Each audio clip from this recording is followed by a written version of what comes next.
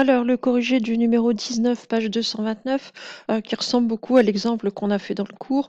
Donc, on a 3 droites tracées et on vous demande pour chacune des droites de donner un vecteur directeur. Donc, pour donner les vecteurs directeurs de droite, il suffit, enfin d'en donner 2 pour chacune des droites.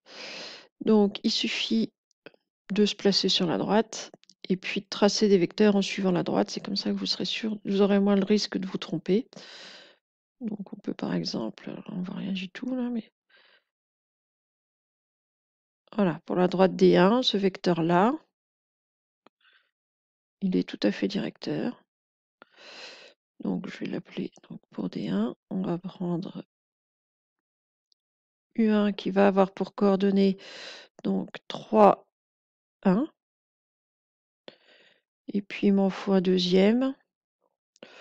Moi, je vais aller dans l'autre sens et puis je vais le prendre plus long par exemple. Je vais peut-être prendre une autre couleur quand même, ce serait plus judicieux. Hop là, voilà, ce vecteur-là. Donc,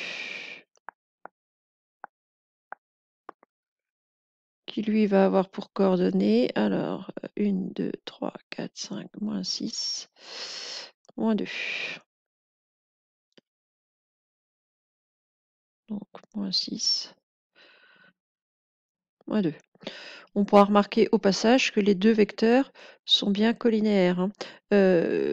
3 fois moins 2, ça fait moins 6. Moins 6 fois 1, ça fait moins 6 aussi. Donc la différence entre les deux, le déterminant entre les deux vecteurs, va bien faire 0. Ensuite, la droite des deux. Pareil, on va dessiner un vecteur. Alors, peu importe l'endroit où vous le dessinez, votre vecteur, le tout c'est d'en dessiner un. Alors, on peut le prendre, je pars de travers, comme ça.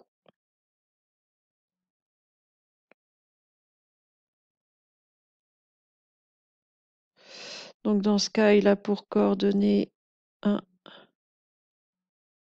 moins 3. Donc, pour des 2, on va avoir U2 de coordonnées 1, moins 3. Et puis, il m'en faut un deuxième.